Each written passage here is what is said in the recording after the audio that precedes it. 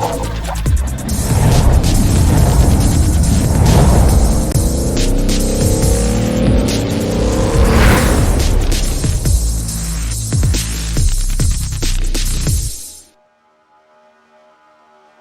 evening, ladies and gentlemen, and welcome here to race number 10 of the 50th season of the RTG Talladega Challenge. This might be the second most important race of the season, minus the season finale when the championship trophy is decided, because this is the last regular season race.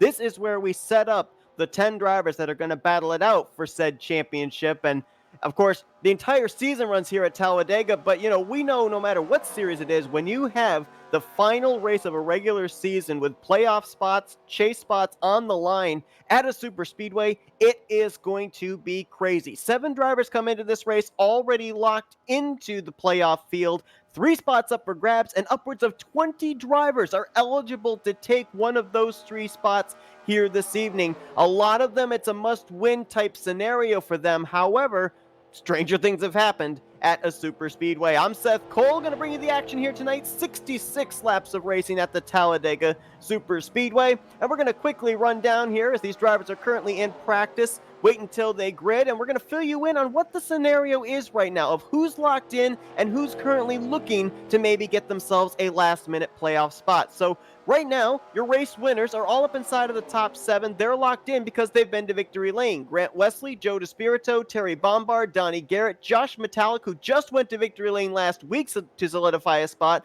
Bob Seminaire, our pole sitter tonight, and Richard Martin. They have all been to victory lane. They are top 7 in the point standings. So for those guys here tonight, they're looking to go out, go to victory lane again, and rack up some more bonus points. It's 5 points per win when the playoff points are reformatted. So what about those other drivers? 8th, 9th, 10th in the standings. Where are those going to go to at the end of tonight's race? Well, one driver that may very well not have a playoff spot after tonight is Tim Nofsker. He came in 8th in the overall point standings, but he is not in tonight's field. There are drivers behind him like Bernie Mobbs, 9th in points, Hank Middleton, 10th in points, Mark Paglia, who had a great qualifying effort here tonight. He's 11th in the standings. He'd love to be able to sneak his way in. Other drivers like Glenn Harris, Dave Little, Dave Melson, Chuck McClure. These are guys, Dave Lawson, that could easily move their way points-wise up into a playoff position if they are able to finish in the top 5 here tonight due to the fact that Nofsker is not in the field. But there are a number of other drivers that if they go to victory lane here tonight and pick up their first win of the season,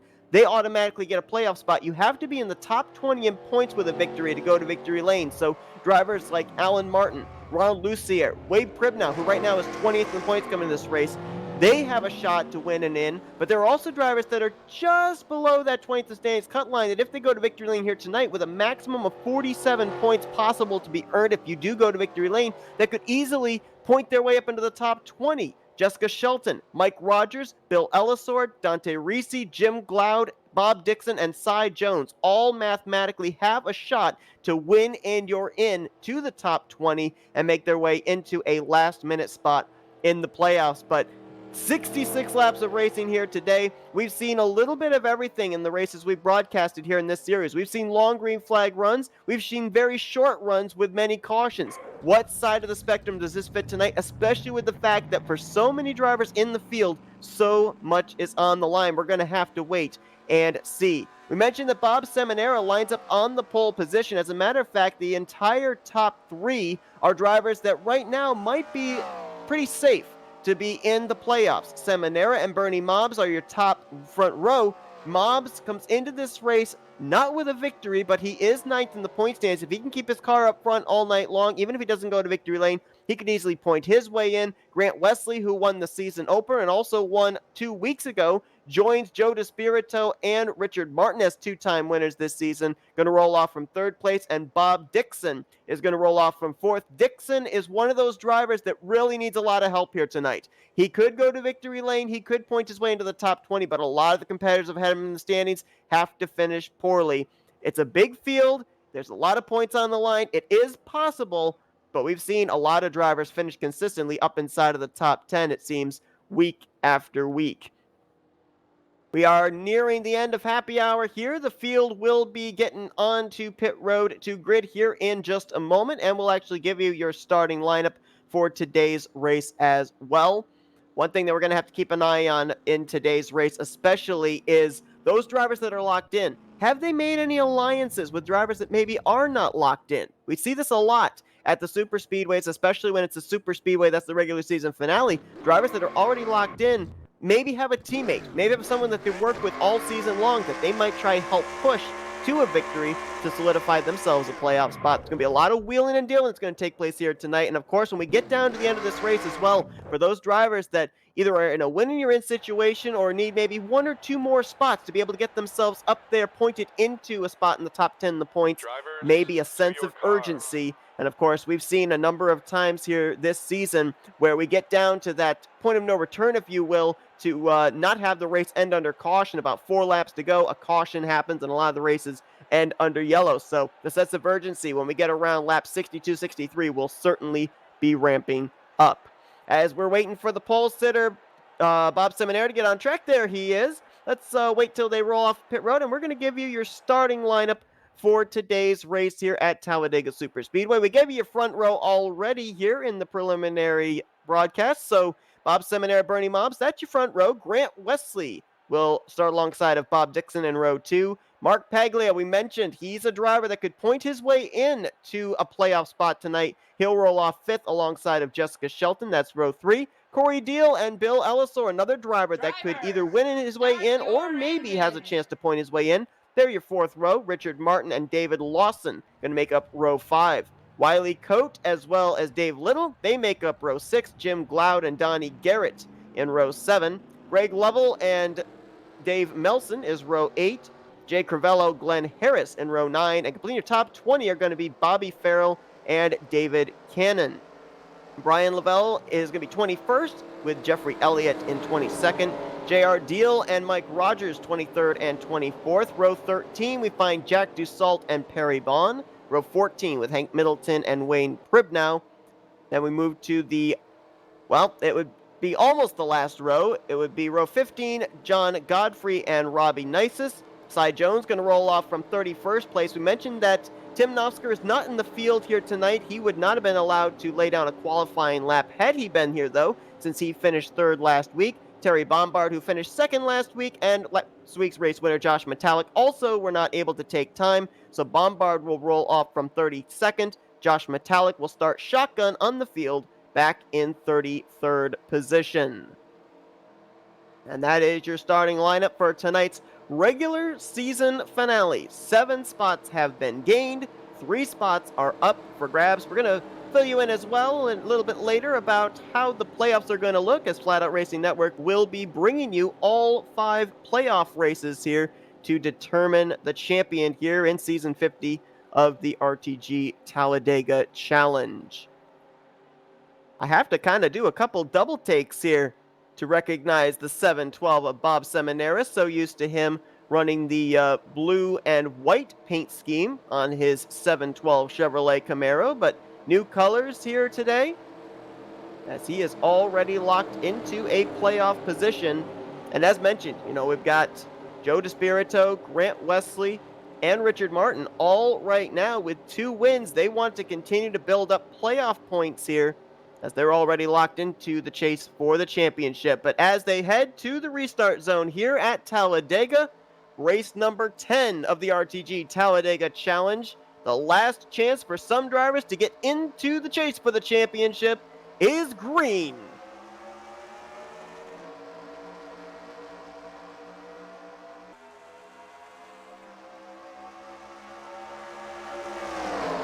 Seminara leads the inside line into turn 1, and as all season long we've seen on the restarts, that inside line gains an early advantage. That outside line, though, as we get a little bit longer here into the run, will start to gain momentum if they get the numbers up there, so it's Seminara with the lead. Wesley moves to 2nd, side by side now for 3rd. Mark Pegley on the inside, Bernie Mobbs on the top side, couple of Ford Mustangs duking it out for that 3rd spot.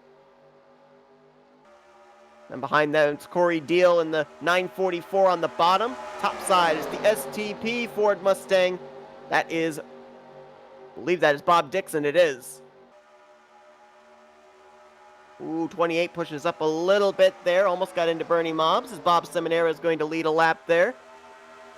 We'll have to keep an eye here on some of these guys that are trying to point their way in to a spot in the playoffs, because there are bonus points that are for grabs. You get a bonus point for leading the most laps. You get a bonus point for even leading a lap. So we'll see if any of our drivers, like Mark Paglia, he's the one that kind of jumps up to the forefront for me. We'll see if he can get up here and get himself a very valuable bonus point for leading a lap.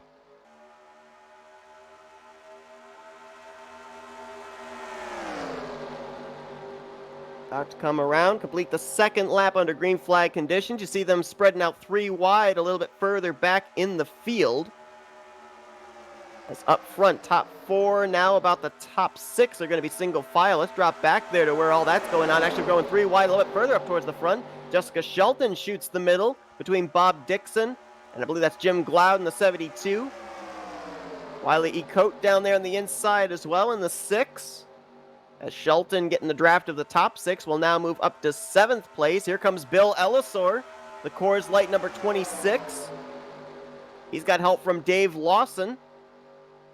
Ellisor 23rd in points coming into this one. Needs a win to get into the top 20 to get into a playoff spot, as Jim Gloud down there got on the apron just a bit. Ooh, he got almost to that left rear quarter panel of Wiley Coate. That was close heading into the tri-oval. Dave Lawson right behind the 26, that M&M's number 18. He is a driver that could mathematically move his way into a top 10 position, although he would practically have to finish 2nd or 3rd here this evening.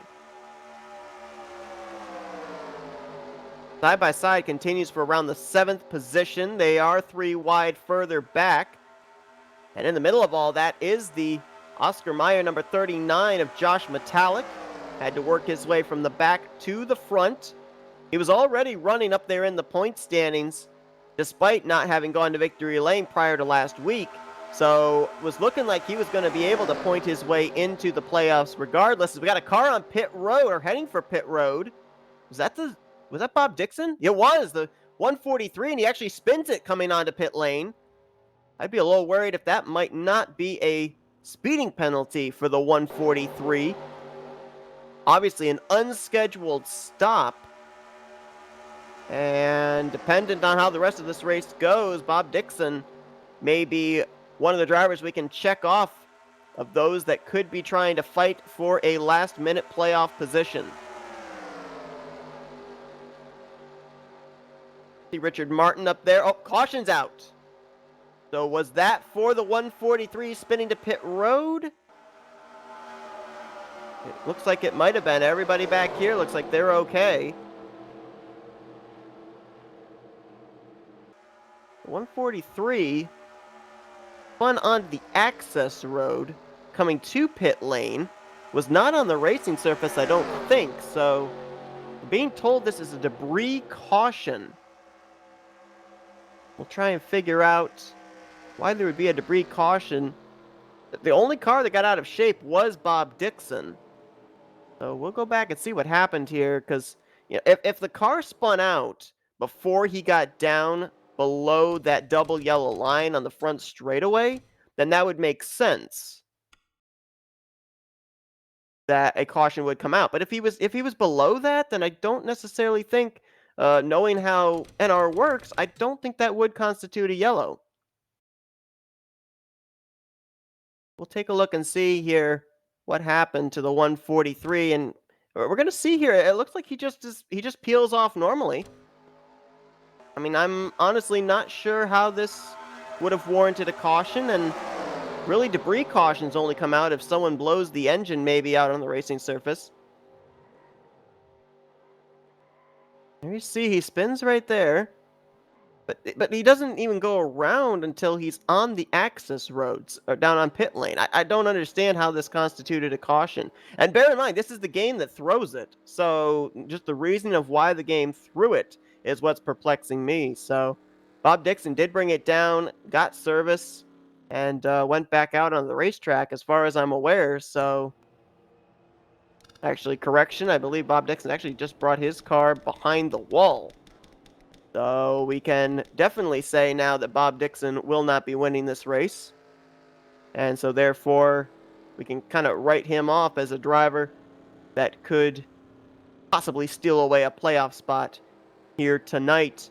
Wayne Pribnow is going to stay out and lead a lap. Pribnow comes into this race maybe in the most critical spot in the points, 20th in the standings, because you have to be higher than 20th in points in order to have a win count towards a playoff position. So right now, I think this staying out, leading this lap, gets him a little bit more of a cushion with where he is in points. Cy Jones also stayed out in the 7 car. Jeffrey Elliott in the 056, and Robbie Nisus also stayed out. First car that came to pit road and the first car to leave was Bob Seminara, who was the leader when we took that caution. Grant Wesley will line up behind him, Mark Paglia, and Corey Deal. Like that will be the top 4, with Richard Martin the top 5 if these 4 up ahead do come to pit lane. Want to drop back here to a former winner, Donnie Garrett, who crossed the line in the 17th position that last time by after coming to pit road. Want to thank everybody that's tuning in here tonight, and a special hello to Donnie Garrett's cousin, Steven. We understand that Steven is tuned in tonight. Donnie Garrett trying to keep his mind on the racetrack, but also got to be thinking about his cousin who is battling cancer. Steven, we appreciate you tuning in. Our thoughts and prayers are with you and hope you enjoy this race. We'll see if Donnie can bring that 77 home for a second time this season.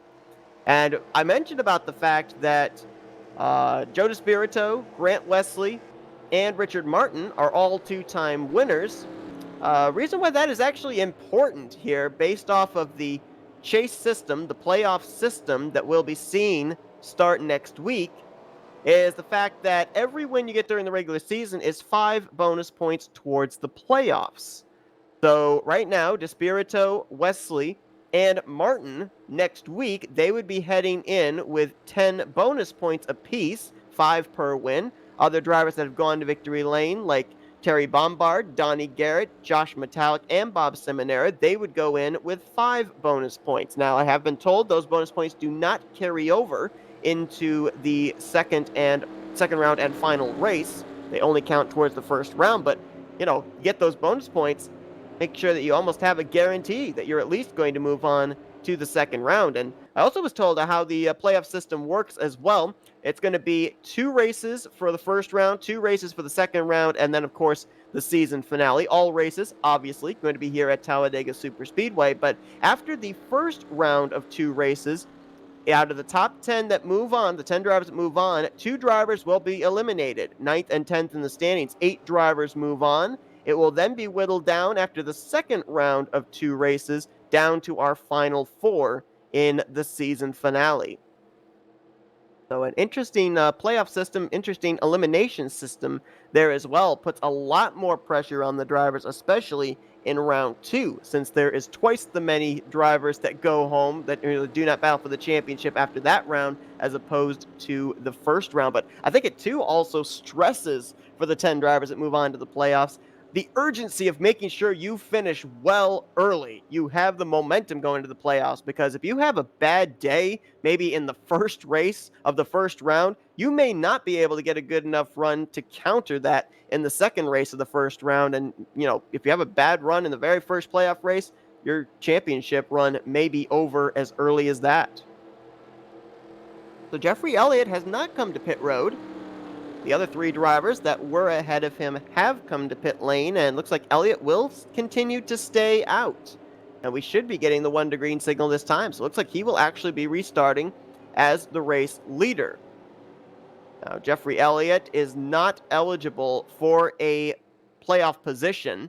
He is not high enough in the standings that if he were to go to victory lane, he would move up into the top 20 in the points. So maybe realizing there's no championship on the line for him right now, he is going to go outside the box in terms of strategy and see if maybe he can still pick up a victory. As Bob Seminara waiting to see which line he's going to take. Looks like Elliott is going to take the inside line. So it will be Elliott and Seminara, the front row when we go back green. Grant Wesley will line up in 3rd.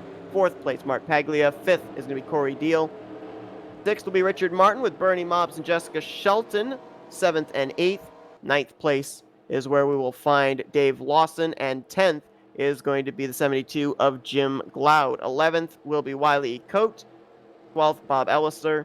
Greg Lovell in 13th. 14th, Dave Little. 15th, Donnie Garrett. 16th, Dave Melson. 17th, Glenn Harris. 18th, Bobby Farrell. 19th is going to be David Cannon. And completing the top 20 is going to be Hank Middleton. Working our first caution of the evening for what is being reported as a debris caution. We are assuming that it had something to do with the 143 of Bob Dixon spinning when he came to pit road for an unscheduled stop, even though it was off the racing surface. Bob Dixon has taken his car back behind the wall, first retiree of the day. So I think we can chalk that up to a fluke caution, because there were no wrecks that took place there really to bring out that yellow. So maybe, just maybe, those first couple of laps, a sign of what's to come, potentiality of a long green flag run. And boy, can you imagine if those final 3 spots in the playoffs could come down to fuel strategy and pit strategy here under green flag conditions. We'll have to wait and see if that's going to happen, as we've still got a long ways to go. When the field hits the line, there's going to be 57 laps still here to race at Talladega Super Speedway, as Jeffrey Elliott is going to bring that Toyota Camry down to the restart zone.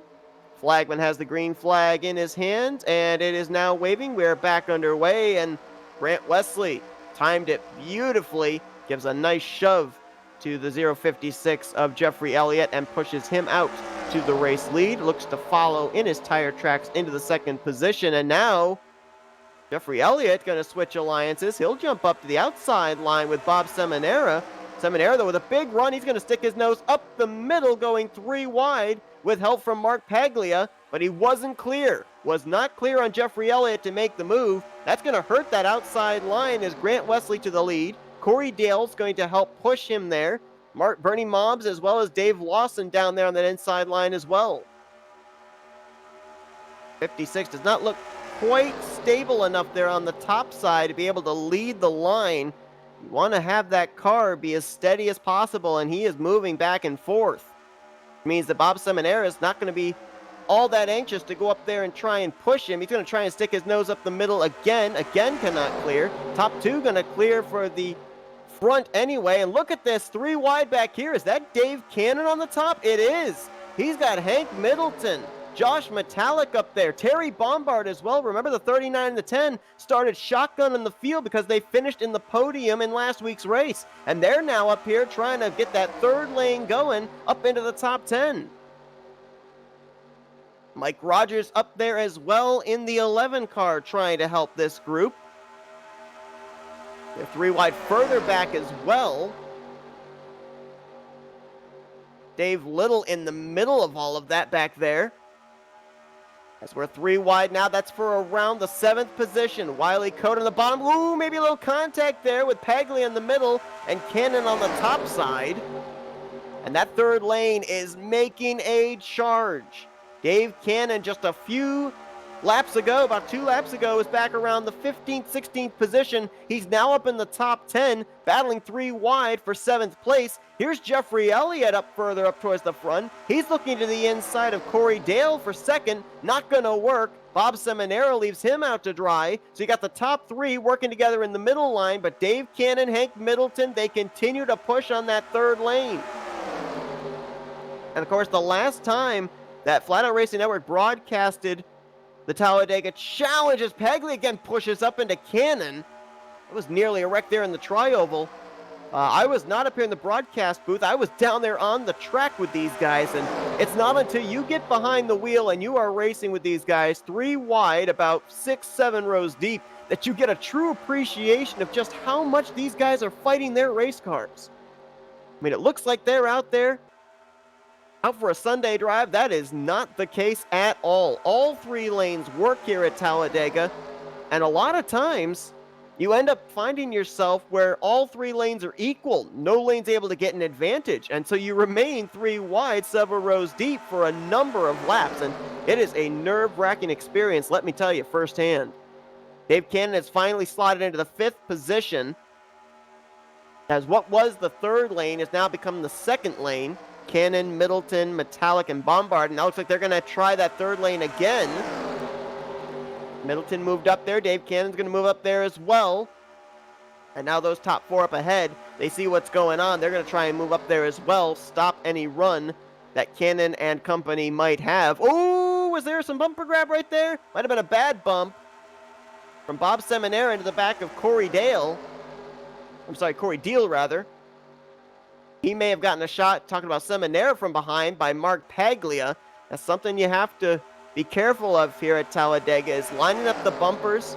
The car that's 4th in line is going to get a huge tow, draft up to the bumper of the 3rd place car, give him a shot, who then gives the 2nd place car a shot, and then gives the race leader a shot. And if you don't hit square, someone may go around off someone else's nose. Here comes that outside line. Dave Cannon on the outside with help from Middleton. That top line is back again, and that 3 car has been leading a charge ever since we went back green. A couple of drivers that have faded towards the back, though, that we kind of looked at as possible drivers to get up here and maybe steal away a playoff position. The one that I'm noticing especially that's drifting back would be that number 83 of Dave Little. He was up just inside of the top 15 when we went back green. He's now faded almost back outside of the top 20. And Terry Bombard, he's now going to switch to the inside line. So you got about 5-6 cars on the bottom, and that outside line starting to lose its numbers as Dave Cannon and that outside line kind of stalled out, getting up to around 4th place. And now you see the run the inside line is getting there. Donnie Garrett picking up some spots on the bottom. He's got Glenn Harris right there with him in the 0-8. Glenn Harris 13th in points coming into this one. And of course, a lot of these guys here tonight, they're really focused on making sure they finish high enough that they would be ahead of Tim Nofsker, who is not in the field here this evening. Bernie Mobs running up at the front right now would be in a playoff spot. Hank Middleton up here inside of the top 10 right now would be in a playoff spot. So it's all really a battle right now for who's going to take the spot that will probably end up being forfeited by Tim Nofsker after this evening's race. Right now, I think the 28 of Mark Paglia would be in that spot as Wiley Coate, with a push from Greg Lovell, he almost went back up the track as he got 2 left sides down there on the apron. Contact between himself and Lovell. They almost went up into Dave Melson's 13. That was a close call mid-pack. And now Jim Glaude almost crowds the 6 down there. Like he's going to be able to keep it straight, though, but he is going to lose quite a bit of track position, as this is a type of race, a type of setup you cannot avoid to lose momentum. If you lose momentum, it takes you a long time and a lot of friends behind you to get it back. Wayne Cribb now up on the outside, 3 wide. Donnie Garrett on the bottom. Richard Martin in the middle. We saw Donnie Garrett working his way towards the front on that inside line, but he got caught behind the 6, who pushes up almost into Jessica Shelton there off of turn 2. Wiley Coates got his hands full right now. And as the run goes on, I can tell you, being out on track with these guys a couple of weeks ago really helps as a commentator to know what these guys are experiencing. On the longer run, that right front tire heat really builds up. And when you're on that inside line, the car wants to push up off the corner, especially turn 4. And with that being said, you have to almost feather the throttle just a little bit coming off corner exit. That loses you momentum. That's why you see that outside line get such a huge run, especially down the straightaways, and drivers that are on the inside line end up dropping towards the back. Dave Cannon was a huge believer in that outside line. He's now moved to the inside line there with Hank Middleton. And, we talk about drivers that are already locked into playoff positions, maybe working with drivers that are trying to get playoff positions themselves. Well, how about someone like Dave Cannon, who's only made a limited number of starts this season? He's not eligible for a playoff spot, but he's been working here since we went back green with the 2 of Hank Middleton, who is eligible for a playoff spot. So opportunity not only for drivers that are locked in, but drivers that are not eligible to be able to help teammates or friends get into a playoff spot. Right now, Grant Wesley leading the way. He's thinking about maybe being the number one seed when the playoffs are put together. He's one of 3 drivers that right now would have 10 bonus points going into the playoffs next week, but he would love to be the only driver with 15 playoff bonus points. If he can pick up his 3rd win of the season here and maybe have a bookend regular season as well. He took the first checkered flag of the year in race 1 under caution. Went to victory lane 2 weeks ago for his 2nd victory, and now looking to see if he can start and end the regular season with trips to victory lane. Got that 11 of Mike Rogers. He's 22nd in points coming into this race. He is 27 points behind 20th in the standings, right now held by Wayne Pribnow.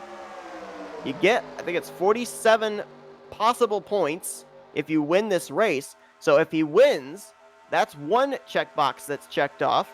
But if he ends up getting to the top 20 in points, that is an automatic playoff position. Bernie Mobbs there in the 90 machine. Another driver that can easily point his way in is Mike Rogers. Ooh, that is scary. He nearly warp wrecked into Hank Middleton for a moment there with that side-to-side through 3 and 4. But Bernie Mobbs right now 9th in the point standings, and between him and the next competitor that would try and wrestle a playoff spot away from him, which would be Hank Middleton, the gap between those two points-wise was about 15 points. So with where he's running right on the rear decklet of Hank Middleton, Bernie Mobbs would still be in a playoff spot. Middleton right now, the car he has to worry about is Mark Paglia, because Paglia was only 2 points behind Middleton coming into this race, and those two are about to be side by side. The 28 up there on the outside line, the 2 just to his left rear quarter panel on the inside line. Drop back, see about some of these other drivers that are inside the top 20 in points where they're running that could very easily, with a victory, get a last-minute playoff position. A couple of drivers that I want to find here include the 18 of Dave Lawson. There he is, right now scored in the 19th position. It's like that M&M's Ford just riding around for the moment. Speaking of riding around, somebody's on the apron down there. Oh, that's the 056 of Jeffrey Elliott, who remember... Oh, big wreck! Hank Middleton up and over, and we got more drivers involved. There is J.R. Deal involved. Someone hit the wall hard on the inside. That's Dave Lawson. Is that Terry Bombard right there that got collected? No, that's John Godfrey, rather, in the 7-Eleven machine. Glenn Harris got involved also. I'm seeing at least 3-4 drivers that could have either won or pointed their way into a playoff position collected up in this one. Most important one, really at the forefront, is that 2 of Hank Middleton, who went up and into the air. A timely caution for Jeffrey Elliott, who, remember, had to come to pit road because he was short on fuel. He did not come to pit road under the only caution up to this point. He's going to get the lucky dog, but oh my goodness, and is the 2 already out of this race? I didn't see him when I cycled through. If Hank Middleton is out of this race, then that's 2 playoff spots up for grabs now. Because Middleton was 10th in points coming into this race, and I do not see him on the grid. Looks like he may have taken his car back behind the wall. Now, I don't know if the merging machine of Jeffrey Elliott out of turn 2 had anything to do with this, but we're going to go back and take a look. No doubt everybody's going to be on pit road here, as we were under green for about 13 laps. So everybody will be coming to pit road as we are past the third of the way through this race.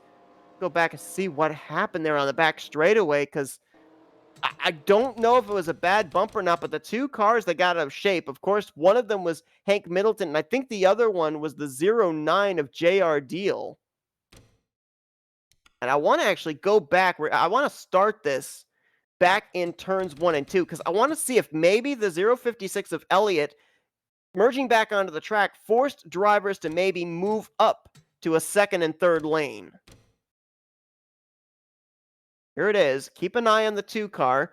And watch on the bottom left, you're going to see the 056 of Jeffrey Elliott coming back on track. Now let's watch this inside line and see if they move up the track to give the 056 a lane to merge back on. Oh, wait a minute. Might have been some bumper grab. Oh, right there. Hank Middleton bumper grabs into the right rear quarter panel of Dave Cannon. And J.R. Deal was just involved in this and bystander. I think the 13 of Dave Melson got a piece of this one too. And then everybody's just trying to find a way through the smoke. David Lawson there, we already mentioned, involved. There's Glenn Harris spinning around. Not sure who that was. In that's a 43 there of Brian Lavelle. He was involved. David Little, I don't know if he was involved or if he just went to the inside to avoid. There's Jeffrey Godfrey in the 7-Eleven machine. And there you see the two car of Hank Middleton, the black smoke from underneath his Chevrolet Camaro, and it looks like his day is over. Take a couple of onboards here. Wow, I mean that's huge playoff implications. We're going to start with an onboard with Hank Middleton because as we clearly saw from that camera angle, and this will give us an even better idea just about what we talked about bumper grab earlier. He got a run on Dave Cannon, but he just didn't line up the bumper, got into the right rear, and that's what shot his car to the right. Let's take a look here. There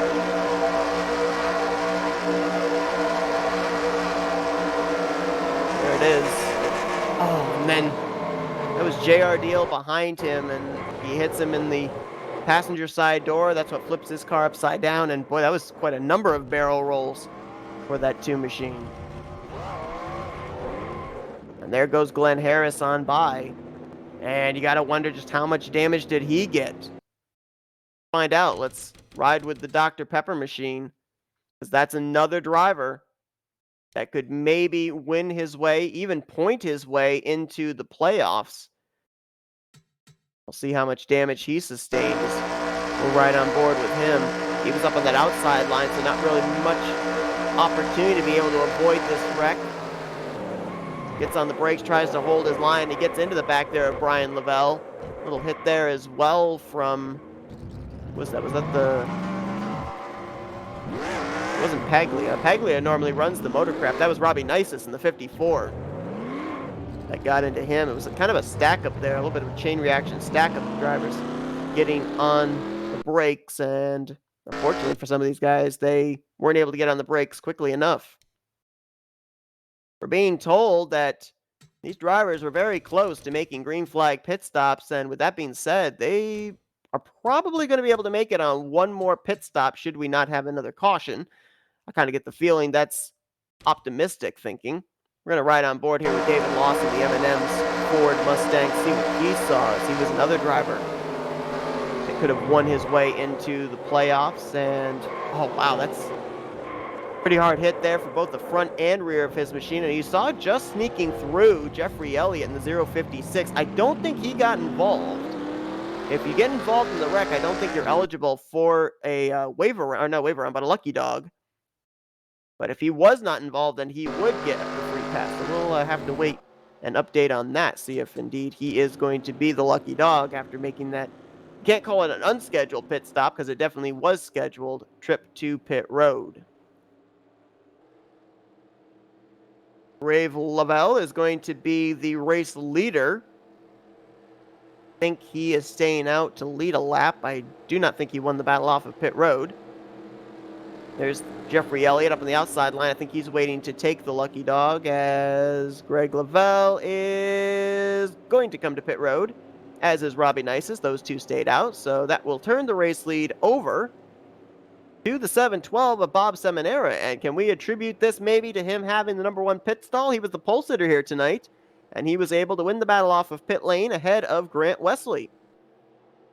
Barry Bombard's going to line up 3rd. Mark Paglia will be 4th. 5th is going to be Corey Deal. He's been having a good run here tonight as Corey. 6th is going to be Josh Metallic. 7th place, Dave Melson. This is important here for the 13 car as well because he came into this race tied for 14th in points. And we're going to, in just a moment, do some recalculations with the fact that Hank Middleton's now out of this race, as well as Tim Knopfsker not starting this race, and see where Melson would be now. 8th place is going to be Bobby Farrell, Jessica Shelton in 9th. 10th is going to be David Cannon. 11th is Jay Crivello, Mike Rogers in 12th, 13th, Perry Bond, 14th, Jim Glaude. Donnie Garrett is in 15th, 16th, Richard Martin, 17th, Jack Dussault. Wiley E. Coate in 18th, 19th, Dave Little. 20th will be John Godfrey. All these drivers were the ones that were involved in the wreck or came to pit road here under these last two pacing laps. David Lawson's going to be restarting in 21st, J.R. Deal in 22nd, 23rd, Wade Pribnow. 24th is going to be Brian Lavelle. 25th will be Bill Elliser. 26th, Glenn Harris. 27th, Greg Lavelle. 28th is going to be Robbie Nisus, and 29th, I believe, is going to be Cy Jones. Jeffrey Elliott goes around, gets the free pass. He's in the 31st position. Right now, we got two drivers that are out of the race, Hank Middleton and Bob Dixon. So let's do some calculations here right now. Hank Middleton out of the race. That would move Mark Paglia into a playoff position right now. It's a question of whether Paglia would take the playoff spot from Nofsker or Middleton, however. Then the rest of the drivers that right now would be battling to maybe get that final playoff spot, should Nofsker and Middleton fall outside of the top 10, we're looking at Dave Little, Glenn Harris, and Dave Melson. If something drastic happens to those three, it might bring David Lawson back into the picture, but with that damage sustained, I don't know, this might have taken him out of the run. And again, we can't say that these guys are absolutely battling for that final playoff spot because there are still guys in this field that could go to victory lane and be in the top 20 in points and snap up one of those playoff positions. As we get ready to go back green here at Talladega, Bob Seminara and Grant Wesley going to lead us down. Wesley's going to have Paglia up top. Seminara is going to have Bombard on the bottom. Top line got a better push. Paglia was ready for it, and he's going to push Grant Wesley clear of Bob Seminara through 1 and 2. As soon as I say that, though, Seminara gets back alongside driver's side door of Grant Wesley. He's going to try and take the lead back, but now you got 4, 5, 6 drivers up on that outside line. Only 2, now 3 drivers on that bottom line. Top line's going to move. Wesley to the lead, Paglia to second, third line possibly forming as Corey Dale took a peek to the outside, instead tucks back behind Josh Metallic. And how about Metallic there in that 39 machine? He could probably race this with a little bit more confidence now, knowing that with his win last week, he's locked into the playoffs. He's going to be up here, be aggressive, see if he can go back-to-back in the past 2 weeks. And remember, he also had to start shotgun on the field, as did Terry Bombard, who right now are running unofficially in 3rd and 6th position. And now if you're Mark Paglia and you know that the 2 of Hank Middleton is out of the race, a driver that you were 3 points, make it 2 points behind in the standings, you know right now you're in a playoff position, what do you do? I mean, what do you just try and ride up here? Preserve what you've got? I mean, I don't know. Also, I mean, do these drivers know the point situation? I doubt it. I doubt they know what the point situation looks like as far as where they are right now. They won't know until that checkered flag flies. And, oh boy, reaching the midway point of this race, and these drivers are starting to get aggressive, especially mid-pack. That's Dave Melson, Dave Little in the middle. That rhymed and almost made me chuckle. Jim Glaude and Dussault on the inside line. Top side, that's Perry Bond with Donnie Garrett. Oh, contact! There goes Perry Bond around. Garrett's involved. Dave Little is involved. Mike Rogers, the big one is struck. Robbie Nisus, J.R. Deal. Brian Lavelle. Oh, my goodness, there's a car flipping back there. That's Robbie Nisus. There were about maybe 12, 13 cars in this one. Glenn Harris involved again. Oh, my goodness. John Godfrey just shot up the track, hit the wall, and then barrel rolled by himself. And a lot more drivers, Little, Harris, all involved. Drivers that were trying to get themselves playoff spots. Here's the interesting thing about all of this, too. You know, we're mentioning all these names that could be taking a spot away. Oh, Donnie Garrett, his day is done in the 77. Already locked into the playoffs, but doesn't look like he's going to finish out tonight's Talladega race. So he's going to be heading into the playoffs on a little bit of a sour note. But it is possible that drivers that are trying to take away that final playoff spot from Hank Middleton may still make it into the playoffs if all those drivers run into trouble. And if we don't have a first-time winner that could steal a playoff spot away, go to victory lane. Second straight wreck that J.R. Deal has been involved in. Same can be said for Brian Lavelle. There's Dave Melson, who this all started with. Glenn Harris there as well, and might be a couple of drivers in through this latter half of the running order that might have gotten some bits and pieces of that wreck also.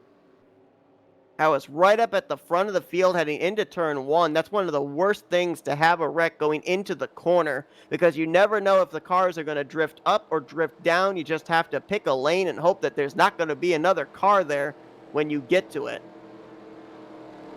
And this might be, up to this point, the most important wreck in terms of playoff position impact so far in this event, in this race. Everyone's on to pit roads. That gives the opportunity to go back, take a look at a replay, and we're going to take a look at a number of camera angles for this one.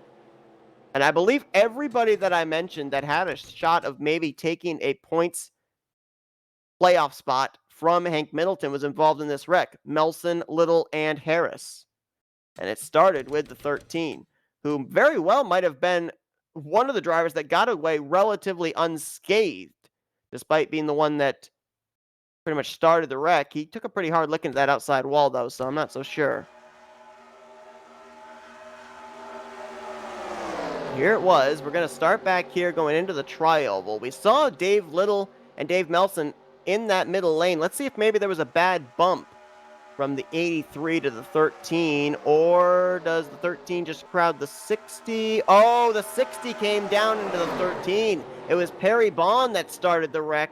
Mike Rogers up into the air, nowhere to go. David Lawson gets through that. And Greg Lavelle does a pretty good job getting through it as well. Jeffrey Elliott, who just got back on the lead lap, gets through it nicely. Let's go back and see what happened here with Donnie Garrett, former winner this season. I think he was right in the middle of that cluster that went up and into the outside wall.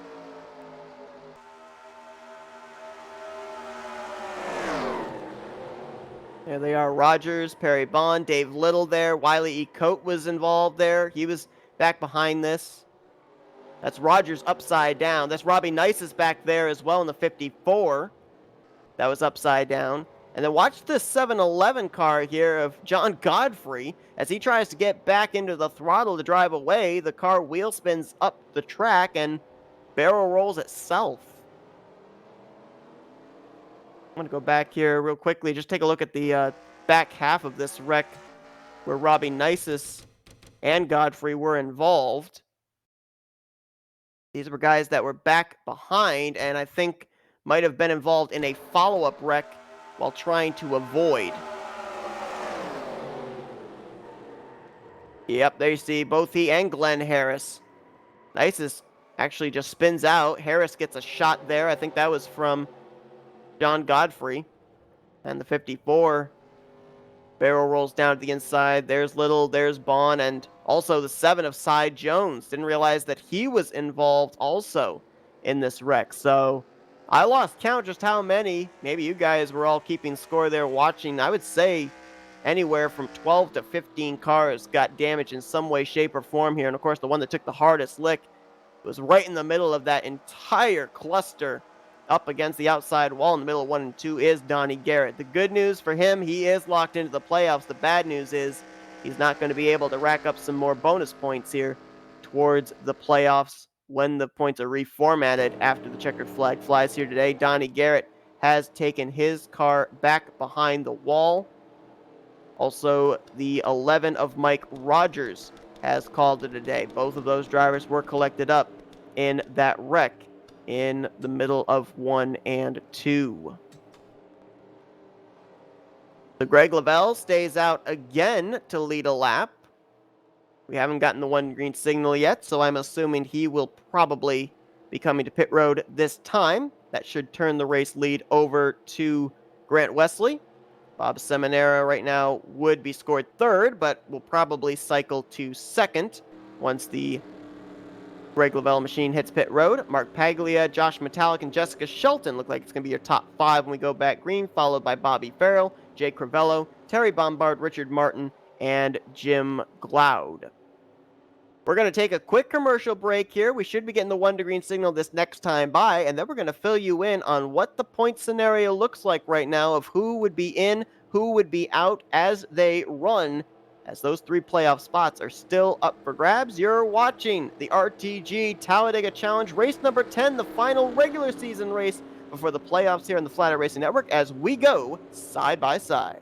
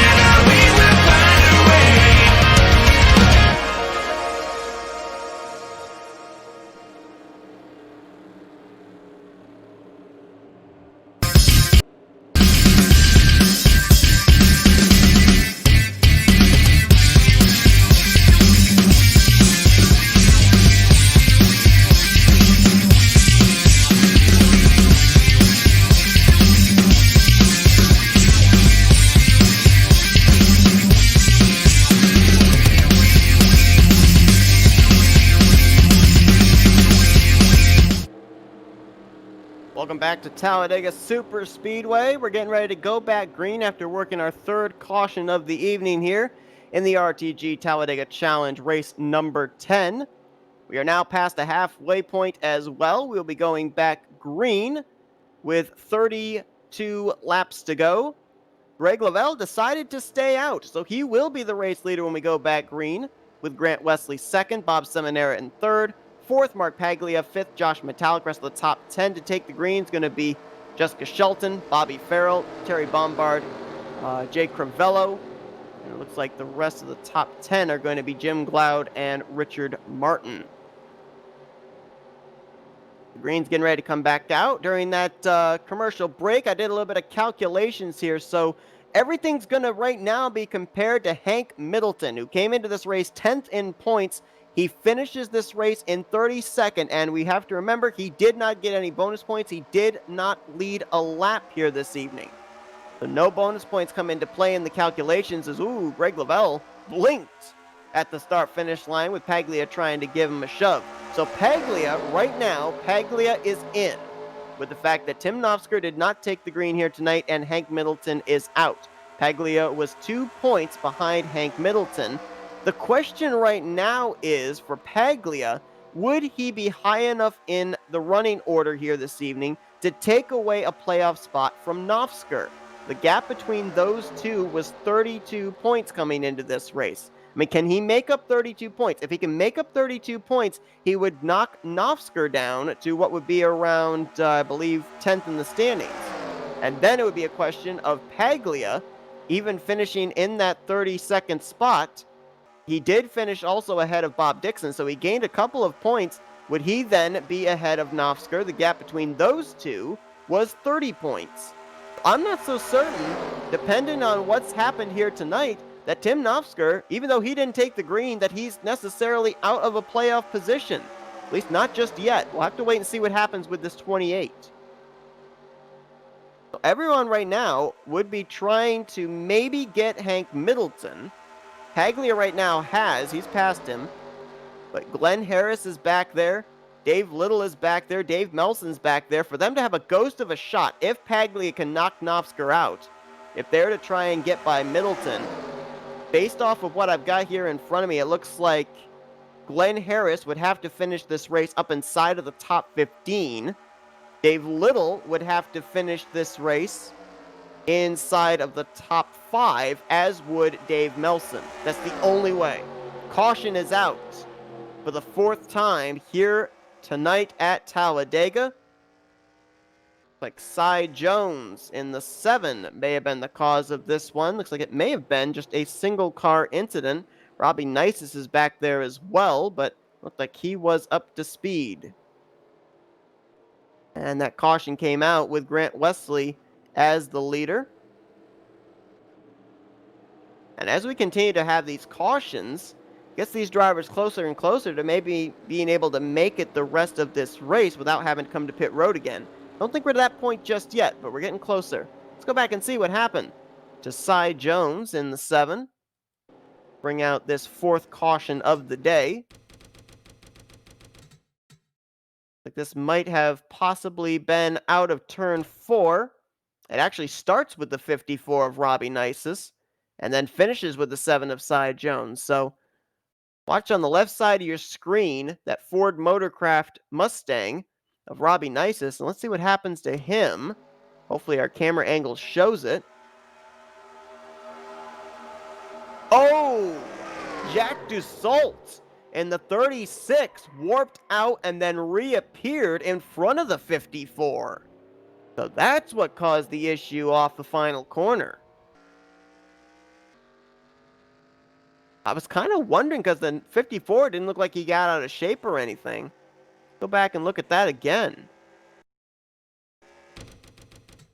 That is a scary feeling when a car disappears in front of you and the next thing you know, they're inside your hood. Trying to look and see just exactly when Dussault actually disappeared. Like he disappeared on the back straightaway and didn't reappear again until they got up here to turn 4. We're going to look here from the roof of Robbie Nisus. And you won't see, but it's about 4 or 5 cars in this inside lineup ahead that Jack Dussault is there. I don't know if you'll necessarily see with this onboard him disappear or not. I think he's already disappeared at this point. The next thing you know, there he is. He was trying to get his car down to the apron. I guess they had notified him that he had blinked out and he was in the process of trying to get his car down to the apron, but that's not the easiest thing to do when you're heading into a turn. You saw how he still had his right sides up there, kind of straddling the yellow line, separating the apron from the racing surface, and unfortunately, that's the line that Robbie Nisus was running. 2 of them made contact, and Cy Jones collected up in it as well. So 4th caution of the evening here at Talladega. We had a long green flag run there at the start. Yes, we did have an early caution. I think it was lap 2, but then after that, we went green for about 13, 14 laps. Since then, though, we've ended up having 3 cautions, 2 of them pretty big wrecks. Second one involved a potential playoff contender, Hank Middleton. He went airborne on the back straightaway, about 7, 8 other drivers involved in that. And then the 3rd caution of the day following that up, the biggest wreck we've had so far here this evening, about 12 to 15 cars collected, and in that, even more drivers that are battling for playoff positions, including Dave Little, Glenn Harris, and Dave Melson.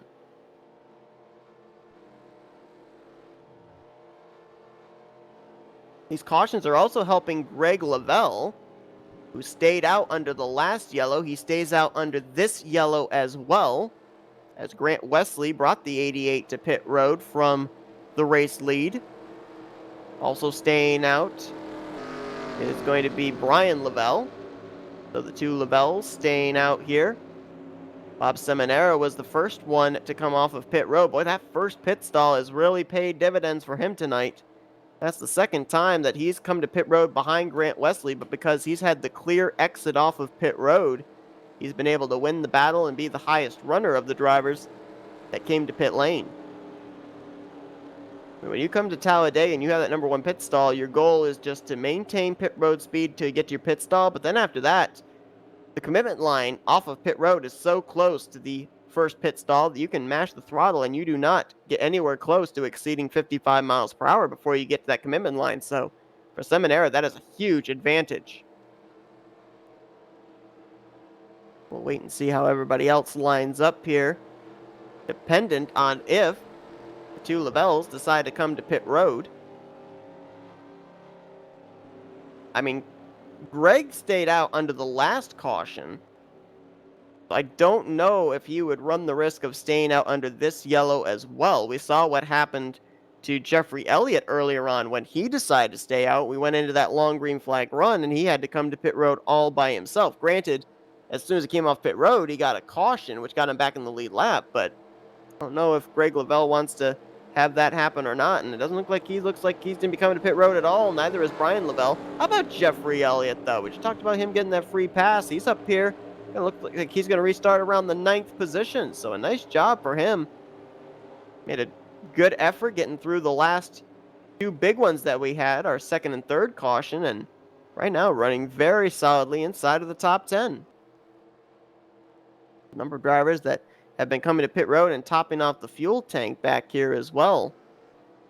Bobby Farrell is one of those. And there's a couple more, Mark Paglia and Jessica Shelton, as we got the 1 to green, so they're trying to stretch it as far as they can. Interesting that Mark Paglia is one of the drivers doing it. Wayne Pribnow is on pit road as well as Cy Jones, based on the fact now that he knows he's going to, for the moment, be inside of a playoff position since he would have taken one away from Hank Middleton. Another driver that we really haven't seen up here at the front since the early portions of this race, and that's the 90 of Bernie Mobbs. There he is. Going to restart back in the 8th position.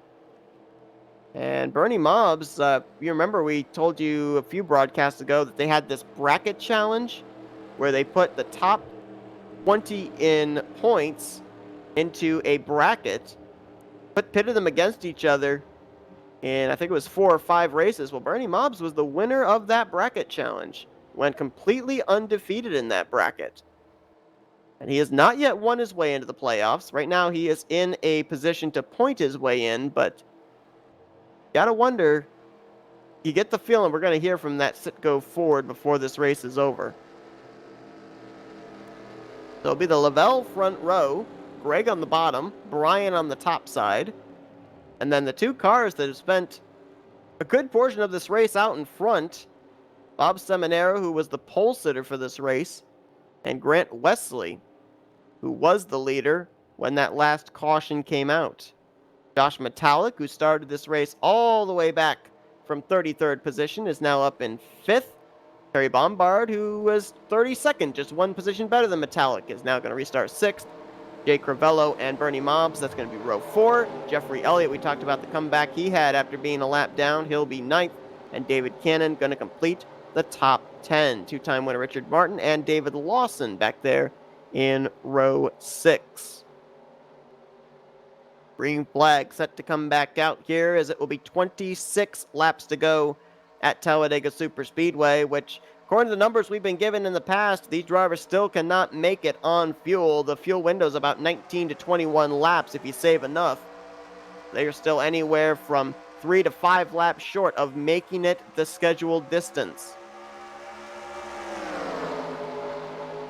Greg Lavelle going to take the advantage with help from Bob Seminara. Now the question is, how long is Seminara going to wait? Is he going to ride in the tire tracks of that 880, or is he going to make a move? That outside line's getting a run. Here comes Brian Lavelle with a push from Grant Wesley, and they're not formed up on the bottom. Lavelle with a big push into 3. Whoa, drifted that up into the corner. That lost them a little bit of momentum on entry, and they're going to go 3 wide for second. Metallic looks low, puts Seminara in the middle. Brian Lavelle on the top side, and now Wesley's going to switch lanes to the middle line. Brian Lavelle, no friends in that third groove. That's what we call getting hung out to dry, and that's exactly what happened to Brian Lavelle as he was running in the 3rd position, and he's now drifted back outside of the top 10 already. Inside line trying to get a run formed with Josh Metallic, Jay Crivello, Bernie Mobbs. Oh, we got a car darting out of the line back there. That's Corey Deal in the 944. I don't know what was going on there. He didn't advance his position, however, so he's fine. Oh, look how Grant Wesley, that's kind of scary to me, but it's amazing how he's able to pull it off, how he's right up to the back bumper of Bob Seminara through the corners. A lot of drivers, their protocol is get nowhere near that rear bumper in the corners because a lot of time that's where the bumper grab happens. Top 6, 7 single file. As soon as I say that, 7th place Jeffrey Elliott's going to try and lead that inside line. To the inside of David Lawson. How about Lawson? Whoa! Almost made contact there with Jeffrey Elliott, but Lawson, even with that rear end damage, appears to be up to speed. That's a big thing for David Lawson as well, based on the fact that he's trying to see if he can get up there, maybe get himself a playoff position. If he wins here tonight, despite that car looking like it's been through a demolition derby, he gets himself locked into the chase. David Cannon has been the leader of lines here tonight. He led a third lane towards the front in the early stages of this race. Now he's trying to lead the inside line up into the top 10. It's a battle for around the 7th position between himself and Bernie Mobbs. Actually make it 6th. Mobbs right now in that spot. Cannon trying to take it away. There's Richard Martin back there in the 43. Trying to help Bernie Mobbs on the top side. And we're going to drop back here as things are kind of settled for the moment. Mark Paglia, we saw him and Jessica Shelton come to pit road there at the 1 to green. Paglia, of course, trying to get himself a playoff spot, point his way in. He's right now in that 18th position, trying to make forward progress. But some other guys back here that look like they are still in the draft, but not necessarily looking like they're cars that could get up there and win. Dave Melson in the 13, Dave Little in the 83, who were both involved in that third caution, the big one that took place over in turns 1 and 2. Those were guys that could either win or potentially point their way in, and doesn't look like they are going to have a shot at that now. Unless something happens. I mean, I keep saying that as if it's a certainty, but it's Talladega. Nothing is certain until the checkered flag waves and all the cars have crossed the start-finish line. Up front, though, single file fest, top 6. Greg Lavelle, Bob Seminara, Wesley, Bombard, Lawson, and Bernie Mobbs. And now Richard Martin gonna move to the inside line there with Jeffrey Elliott and David Cannon. Try and see if they can make something happen. Corey Dale on the outside line, though. The outside line continues to make the forward progress. Josh Metallic there as well. And how about Wiley Coate? And that 6 machine. We got a little bit of the wreck for our third caution. He was right behind that big mess up towards the turns 1 and 2 catch fence. Got a little piece of it, but apparently not enough to take him out of this race. Smithfield Ford still running up here inside of the top 10 right now in that 10th position. And Glenn Harris, who I think's been involved in at least 2 of our cautions tonight. Looks like that car's still up to speed. So he's a driver right there that we still need to keep an eye on. He still has a chance to either point or win his way in. And that car appears to be up to speed. Right now, top 6, 7, 8, all single file. Something tells me these guys, they're not wanting to make a move on each other for one of 2 reasons. Either number 1, they don't want to step out of line, have nobody go with them, and drop to the back. They like where they're at, up towards the front. Number 2, they're settling themselves in because they know they're going to have to make at least one more pit stop before this race is over. And we've already worked 4 cautions here today. They don't want to see themselves involved in the 5th. Right now, 3 of your top 4, however, are already locked into the playoffs. Seminara, Bombard, and Wesley have all been to victory lane. Greg Lavelle, he is not in a playoff position, and there is no way that he can make his way into the playoffs either. He's outside the top 20 in points, and he mathematically cannot make his way in. Also getting word that if this thing does go green to the end, we're going to start seeing those pit stops, those green flag pit stops potentially, somewhere in the vicinity of 58 to 63.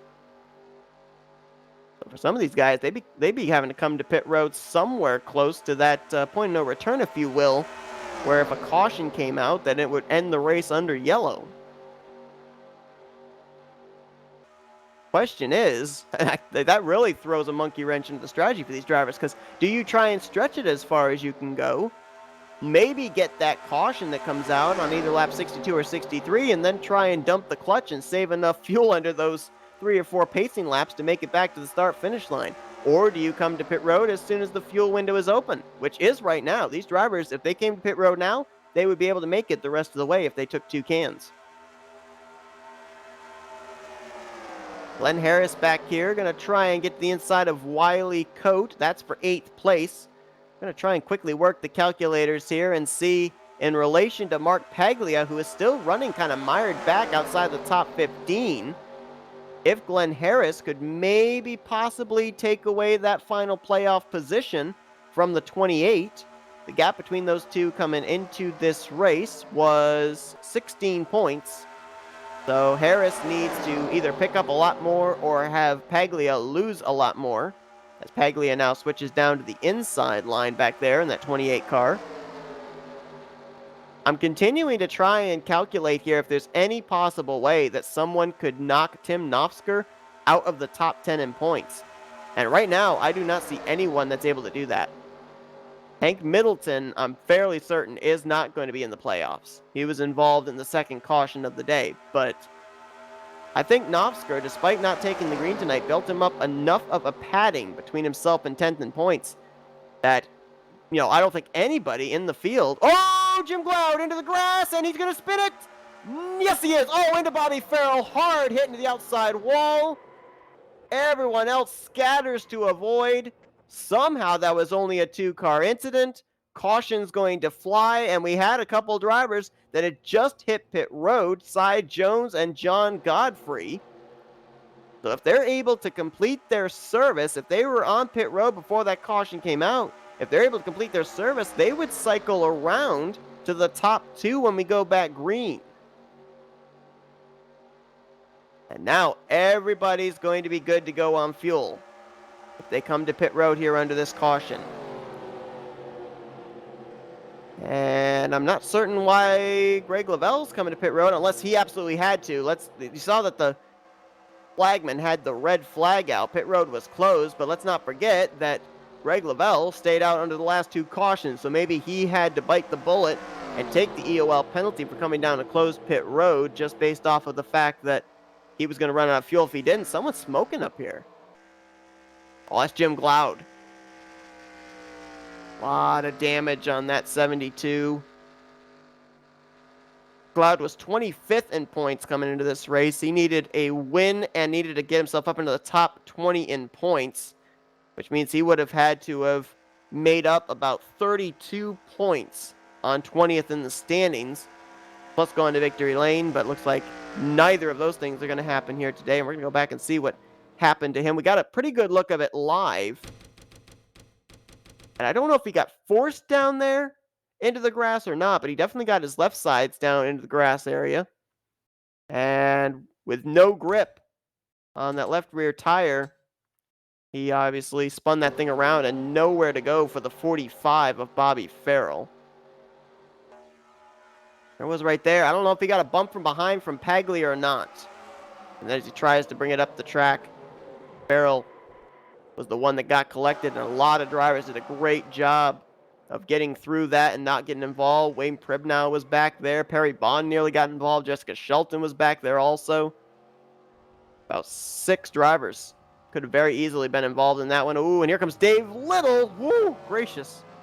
And Robbie Nisus. That was a close call for the 83 car. It looks like he may have lost the draft there on that run. I want to take an onboard real quick here with the 28 of Mark Paglia. We'll see if there was any contact between himself and the 72 that may have sent Jim Glaude out of shape there in the tri-oval, because the camera angle we had, it was a little difficult to see looking from the back. Here we go. We're going to go on board with the 28, who, let's not forget, is trying to fight for a playoff position. Is there any bump here in the tri-oval? Oh, yep. Definitely. Definitely was a bump there. Jim Glaude did not spin to the inside of his own accord. He got a little bit of help there. And that brings out the 5th caution of the evening. It now puts us in the window that everyone can make it the rest of the way. And interesting strategy here. Mark Paglia in the 28, who brought out the caution, is going to stay out and lead a lap. Now, this may be strategy for two reasons. Number one, he may be getting that point to make sure that just in case somebody goes to victory lane here tonight that is not gone to victory lane yet and is inside the top 20 in points, that he's still going to be able to pass either Hank Middleton or Tim Nofsker for a playoff spot and point his way in. The other reason, too, we just saw that the contact between him and Jim Glaude was what caused the wreck. He may have claimed the caution and will be given an EOL penalty, so why not stay out, lead a lap, then come to pit road and take your EOL penalty? I mentioned that Paglia had not led a lap all evening long, so now he has.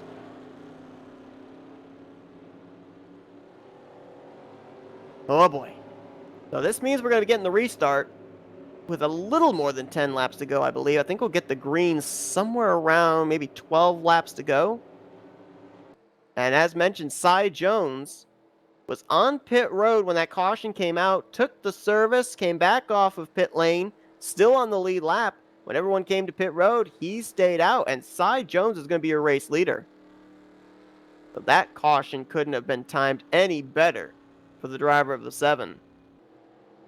Cy Jones is 27th in the points coming into this race. He is 46 points behind the cut line of 20th in the standings. So even if he were able to go to victory lane here tonight, I believe the most points you can gain here tonight is 46 points. So I honestly don't think that even a win would get him into a playoff spot, because he would have to win this race, and everybody else that's ahead of him in points would have to finish down probably outside the top 25. And that's not the case right now. You've got David Lawson, who's currently running up there inside of the top 15. Bill Ellisor is currently still running up there on the lead lap. Jessica Shelton as well. So Wayne Pribnow, yeah, there's no way that Cy Jones can possibly win his way into the playoffs. Lights are still not out atop the pace car here either, but I would be very surprised if Cy Jones comes to pit road here. Don't necessarily think he's going to be a threat for these guys up here behind him like Bob Seminary and Grant Wesley, because they have been on it here since the drop of the green to start this race. Cy Jones has spent most of his race running at the tail end of the field. But we mentioned this, I believe it was during the RTG Winston Cup Series race here. Cy Jones, about a little more than a month removed from cancer surgery, back in a race car. So how about that? Out in front, leading this race. That timing of that caution really helping his efforts, and gets to give that 7 car a little bit of TV time here tonight on Flatout Racing Network. He will stay out, so he will be the leader when we go back green. Bob Seminaro would line up in second, Grant Wesley in third. Right now, the drivers that we're looking at to kind of shake this thing up playoff-wise are back here. David Lawson in the 18. He can win his way into the playoffs. Glenn Harris in the 08. He can win his way into the playoffs. Dave Melson in the 13. Bill Ellisor in the 26. Jessica Shelton in the 94. Dave Little in the 83. Of course, Mark Paglia right now is already in through points, should he finish this race out. But he also could win his way into a playoff spot. And so too could Wayne Pribnow in the 00. Those are the drivers right now that are in the field that if they went to victory lane, they would snatch a last-minute playoff position. There's a lot of guys up here as well that have already been to victory lane, like Wesley, Bombard, Seminara, and Metallic up inside this top 10. Bernie Mobbs there as well. Right now, he is locked into the playoffs if he continues to run where he is. I think right now, with the fact that Hank Middleton is out of this race, Bernie Mobbs only has to finish this race inside the top 15, and he's already locked in, so he doesn't necessarily even have to finish this race up towards the front.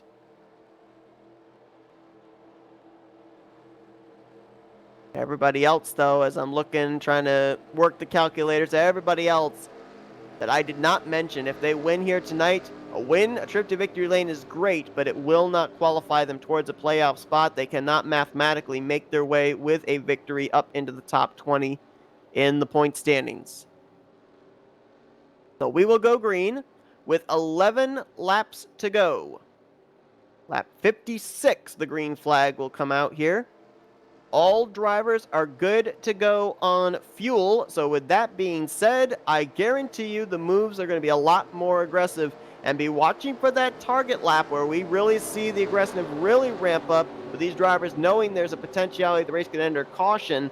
Lap 60 to 63 is when we're really going to see the aggressive moves up at the front being made, potentially for the race win. Ty Jones going to lead him here to the green. Grant Wesley will be his pusher. Top side, it's Bob Seminara with Terry Bombard as his wingman. Green flag in the air. Both lines seem to get a pretty good jump, but the bump came earlier from Bombard to Seminara than it did from Wesley to Jones. However, Wesley stuck to the 7's back bumper through 1 and 2, going to push him, and it looks like it will clear the 7 for the lead, exiting out of the second corner. And Wesley will move to the outside line now. Gets to the right rear quarter panel. Bob Seminara trying to push him past. Got a couple of Fords working together on the bottom. David Lawson with a push from Bernie Mobbs. And he's got Jay Crivello behind him. Ooh, that inside line looking like it might be just a tad backed up. Behind the 7 of Cy Jones, and around the outside swings Grant Wesley for the lead. Seminara moving into second. Terry Bombard third on that outside line, along with Corey Deal.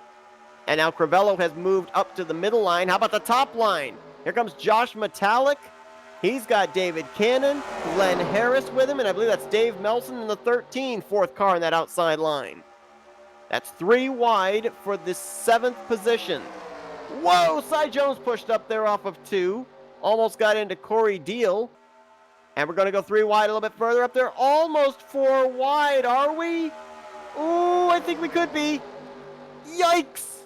David Lawson almost into the left rear quarter panel of Richard Martin as Bernie Mobbs forced him 4 wide. Metallic was on the top side, and all of a sudden, Metallic and Cannon look behind them and say, hey, where'd our drafting partners go? Glenn Harris and Dave Melson jumped down to the middle line, and now the 39 and the 3, they're going backwards. Here comes Wiley Coate to try and help, but it may be too little too late. The momentum is lost in that outside groove. Cy Jones stuck in the inside as they're going to go around him. He's now dropped back at least to 8th. Oh, did we have a wreck back here? We almost did. Looked like Glenn Harris almost got out of shape. John Godfrey to his inside. I don't know if Harris just made an aggressive move to the middle or not, but I just saw it off on the right side of the screen. I thought that either he had gotten spun or maybe had nearly wrecked it and overcorrected into somebody. But we're still green up to this point, as we're going to cross the line for 8 laps to go here at Talladega. Wesley showing the way. Top 3, all former winners. Wesley looking for 15 bonus points heading into the playoffs. Seminara and Bombard looking for 10 bonus points apiece. Another former winner back here in Richard Martin. Wreck! Greg Lavelle up into the wall. Harris involved. Elliser, Cannon, Brian Lavelle, and David Cannon gets clobbered by Dave Little. Wiley Coates back there. Wayne Pribnow is involved as well. Paglia snakes his way through as Cannon took a wild ride down the back straightaway, up and over. Bobby Farrell back there may have been collected as well in the 45. As David Little tries to get his car turned back around and leave the scene of the accident. David Cannon's already taken his car to the garage. There's Elliser's car all torn up. There's the car it started with, Greg Lavelle, and that had all the looks of him getting hooked by someone. Not sure who it was, out of turn 2. Robbie Nices, I think, did get a slight piece of that wreck also. But this caution comes out on lap 59, which means we will get the green flag to go back racing. And Terry Bombard was the leader when that caution came out. Not sure how he got the lead away. Go back and actually look at that too, because that must have been a heck of a battle to the line. First, we're going to go back and see what happened here to Greg Lavelle. in the 880 machine, exiting out of turn number 2. This might be the second biggest wreck of the evening, as there were about maybe 7, 8, 9 cars collected up in this one. And I almost wondered about this, and we're going to see here that Greg Lavelle was stuck behind. Oops, sorry, hit the wrong key. Was stuck behind the 7 of Cy Jones, and I almost wonder if maybe 7 might have gotten out of the throttle and stacked him up or something here. Let's see. Oh, does he push up? Well, that's a hard one to call.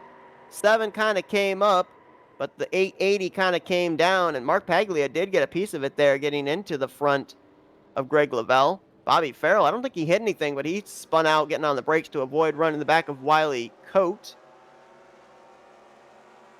And David Cannon was the one that took the wild ride out of all of that. We're going to take a look at the 3 machine here, as I think he got absolutely clobbered by the 83 of Dave Little.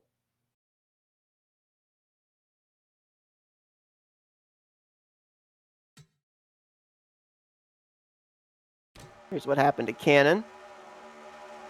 There's the wreck ahead. Nowhere for Glenn Harris to go, or Bobby Elliser. Oh, and there's the shot by David Little. I don't know if he even attempted to slow down. And he just nailed the 3 who, whoa! Then David Cannon nearly came down and got Wade Pribnow. And David Cannon right there takes his car out of the race. And he will join a number of others back in the garage area, including Hank Middleton, Mike Rogers, Bob Dixon, Donnie Garrett, Jim Glaude. We're now going to take a look at this battle back to the line. As the caution waved, Terry Bombard decided to make the move for the lead on Grant Wesley. And we will watch this one, as this was actually going on when the wreck was happening behind the race leaders. You see Bombard steps to the top. Corey Dale up there with him as well. Perillo, Martin. Jessica Shelton was up there, then jumps to the bottom. They just were not formulated on that inside line, and Terry Bombard around the top, going to take it to the line over Grant Wesley. It's actually closer than I thought, though. It was only maybe about half a car length. Oh, it wasn't even that close. It was closer than that. Holy cow. Wesley got a huge run there on the inside line and nearly nicked Bombard at the stripe. But came up maybe about half a splitter short. So needless to say, under the last caution, I said these drivers were good to go on fuel. That is the case, and so therefore nobody came to pit road here under this caution. Lights are on the pace car still, which means we will be going back green in the vicinity of this race, where any caution that comes out prior to the white flag being flown, this race ends under yellow. And with being under 10 to go, all cautions are raced back. It is no longer frozen field, so we're setting up for a very interesting restart here. Next flag pretty much is going to end the race. It's going to decide the race winner. And Terry Bombard is trying to join Grant Wesley, Joe DeSpirito, and Richard Martin as a 2-time winner this season. Already locked into a playoff spot, just trying to build on playoff points. We're going to step aside for our final commercial break here. The lights should be out top the pace car next time, and we'll be back to give you your running order here for what should be a 4-lap shootout. Actually, might even be a 3-lap shootout here tonight at Talladega Superspeedway. We're going to go FRN side by side.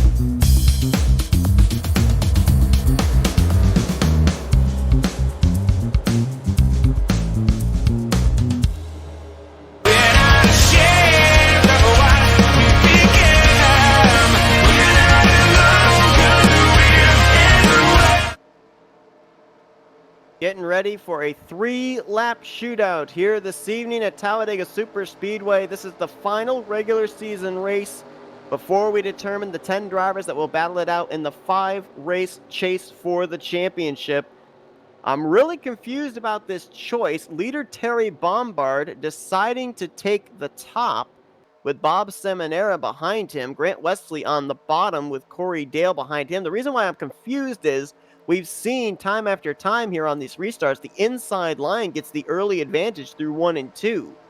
So Terry Bombard must be really relying on Bob Seminara to give him a really good shove here when we go back green. Next flag will end the race, whether it be the caution or the white flag. If the white flag comes out, we race back to the checkers, but if the caution comes out, we race back to the yellow flag, and the race is going to end under caution since we are under 4 laps to go. It's going to be Bombard the leader, Grant Wesley second.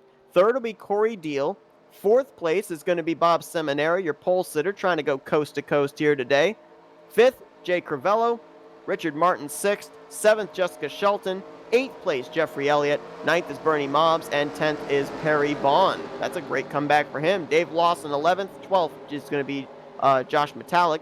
13th, John Godfrey. 14th, Dave Melson. 15th, Robbie Nisus. 16th, Mark Paglia. Then 17th, Wiley Coate. Bobby Farrell, 18th. 19th, Wayne Pribnow. 20th, Brian Lavelle. 21st is Bill Ellis. The rest of the field, Glenn Harris, Cy Jones, Greg Lavelle, and Dave Little. Green flag set to come out. 3 laps to go here at Talladega. Corey Dale tried to give a good bump, but he did not get up through the gears. It stacked them up from third place on back, and they're wrecking. Big wreck. Oh my goodness, Shelton up and over. Everybody's wrecking from about 9th place on back. This is the race back to the checkers. There's about 5 cars up in this lead pack after Corey Deal did not get up through the gears. It's going to be all former race winners duking it out for this victory. 2-time winners, Richard Martin and Grant Wesley, against 1-time winners, Terry Bombard and Bob Seminara. All these drivers are locked into the playoffs. Now they're just battling for pride and playoff points. Bombard, will he make a move on Wesley? Corey Dale has been able to reel these guys back in. He's 5th. Dave Lawson back there in 6th, just outside of an opportunity of getting into the playoffs. They race back to the line. No one makes a move on Wesley for the win. Grant Wesley is going to win his 3rd race of the season. This one under the caution here tonight. Bombard crosses 2nd. Martin, I think, just barely got Seminara for 3rd. Seminara will finish in 4th. And Grant Wesley, with this victory, is going to jump to the number 1 seed in the reformatted playoff points after tonight, being the only driver to go to victory lane 3 times. And Mark Paglia got through that wreck, as did Bernie Mobbs. Mobbs is 6th. Paglia is 7th. They're locked into playoff spots as well. Now the question is, what about Tim Nofsker? Did anyone capitalize enough to be able to pass him? And I don't think so. I think Glenn Harris got involved in that wreck again, and he was the highest one with a chance to possibly be able to take that playoff spot, as it's like Jeffrey Elliott has taken his car out of the race. There is Harris. I think right now your top 10 have already been decided. Wesley, DeSpirito, Bombard, Garrett, Metallic, Seminara, and Martin, they were already decided coming into this race. I think Nofsker had enough of a gap. He's still going to be in despite not starting this race. And I believe Bernie Mobbs and Mark Paglia are going to be the 10 that are going to be in the playoffs after the checkered flag waves, which should be in just a moment. Grant Wesley about to come around and take the white flag. We're going to try and quickly see if we can find out what happened there with this stack up. I mean, there was a lot of stuff that went down there at the start-finish line. And it all really started with the 944 of Corey Deal. Actually, may not have even been with him. It may have actually been the 56 of Jay Crivello. Let's watch this. Crivello bumps Deal. Shelton in the back of Crivello. And did Deal miss a shift? They then went 3 wide, and then Crivello gets into Shelton, Jeffrey Elliott, Perry Bond, nowhere to go. Metallic spins. There's a car upside down. Well, that's Crivello. But they stacked up even further back. Something happened even further back here before that even happened.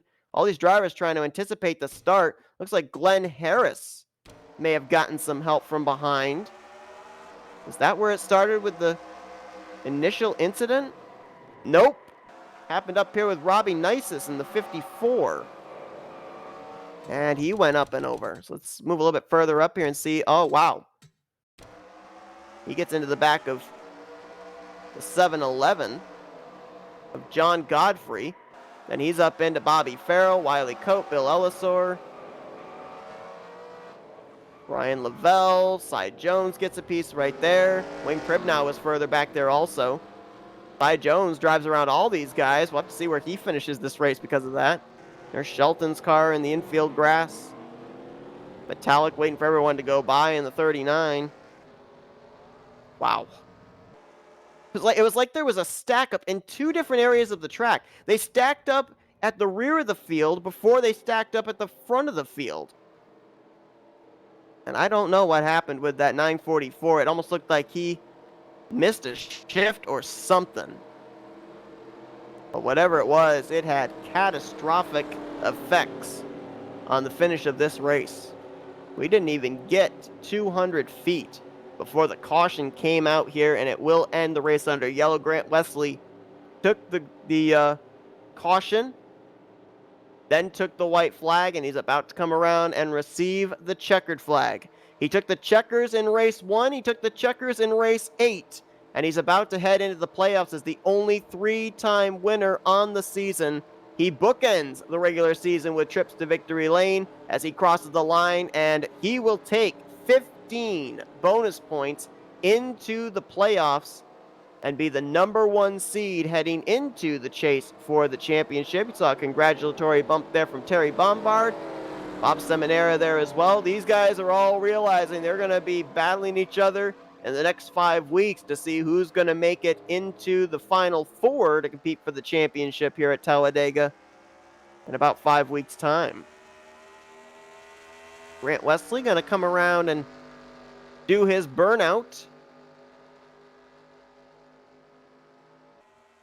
And right now, I do believe that the 10 I listed under pacing are the 10 that are going to battle it out for the championship. Only one position really changed hands here tonight, and that was Hank Middleton dropping out and Mark Paglia moving in. Wesley with 3 wins, DeSpirito with 2, Martin with 2, Bombard with 1, Garrett with 1, Metallic and Seminara each with 1. Tim Nofsker, I believe, is still going to point his way in, despite not starting tonight's race. Bernie Mobbs will do the same, and Mark Paglia, who was 2 points behind Hank Middleton, who was 10th in the standings coming to this one, finishing up inside of the top 10, with Middleton finishing out of the race. I believe he gets the 10th and final spot in this season's chase for the championship. With Wesley winning, there was no Cinderella last-minute winner going to victory lane and clinching a playoff spot.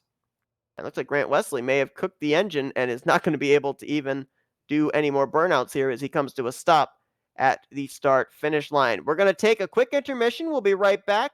We're going to do our post-race wind-down where we'll show you your full finisher results and talk with our top 3 finishers. Don't go anywhere. We'll be right back here on the Flatout Racing Network.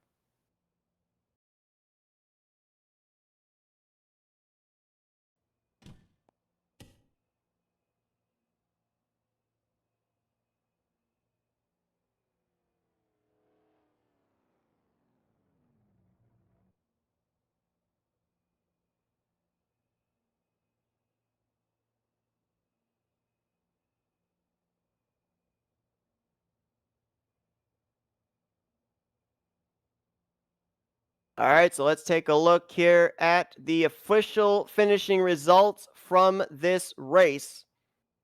And it is going to be Grant Wesley, Terry Bombard, Richard Martin, and Dave Seminara, who are already locked into the playoffs, going to be your top 4.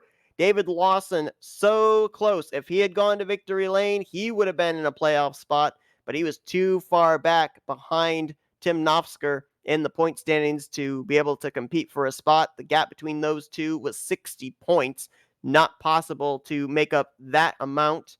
He'll finish in 5th, though. Bernie Mobbs, 6th is good enough for him to point his way in. Mark Paglia, 7th, good enough for him to point his way in. How about Perry Bond getting through that wreck? He'll finish in the top 10 and 8th. Cy Jones, we saw him lead a couple of laps here under pacing, got that timely caution to start up front there for the second to last restart. He'll bring it home in ninth after making his way through the wreck. And Greg Lavelle going to bring it home in that 10th position. Dave Little will finish in 11th.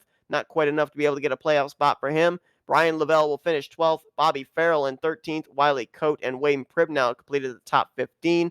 Rest of the drivers that finished the race: Robbie Nisus, Dave Melson, John Godfrey, Bill Ellisor, Glenn Harris was your top 20. Josh Metallic finished the last car to finish on the racetrack in 21st.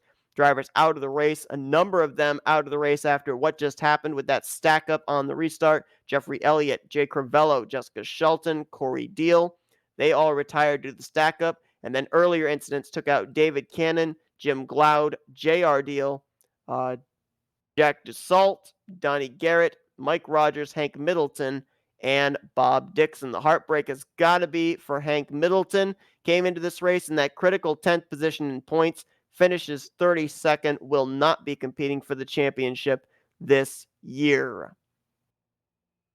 Well, we are going to get a word with our top three finishers. We're going to kick things off here with the third place finisher,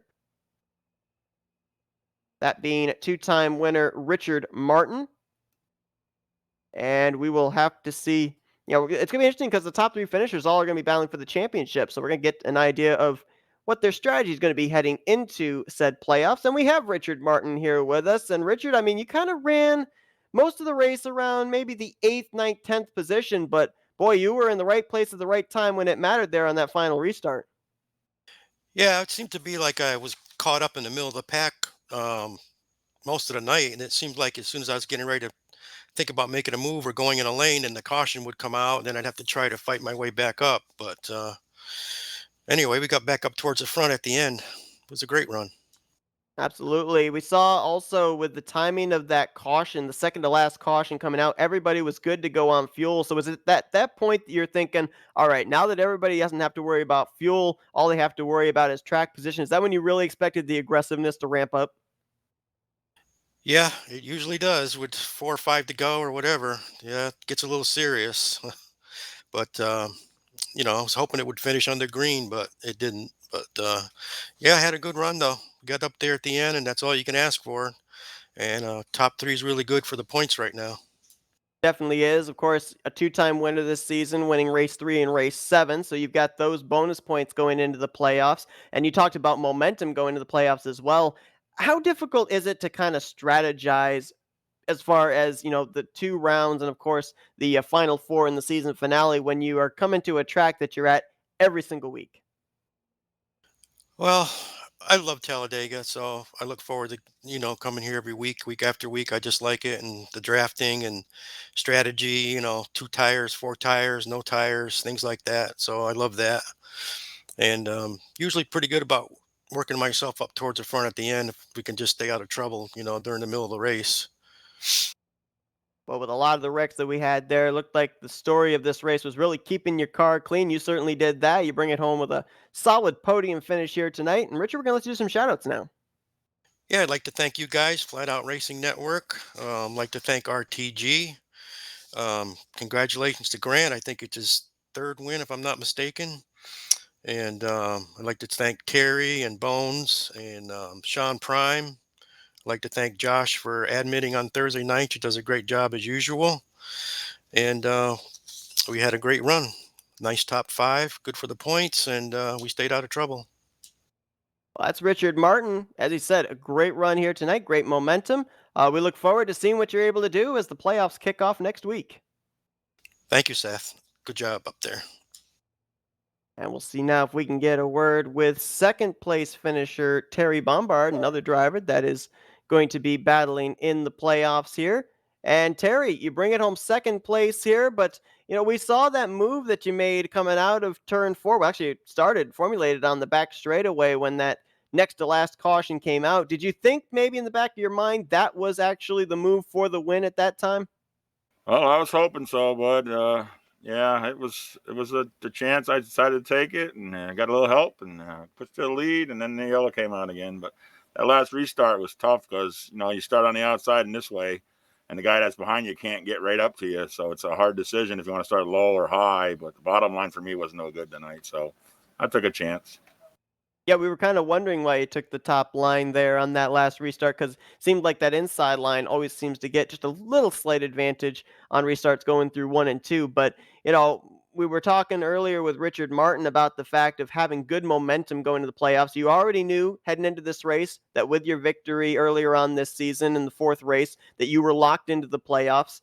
What does it mean for you to have a run like this, knowing that you're heading into kind of a wild card playoff system, if you will, knowing that every single one of these races is going to be at the track of Talladega?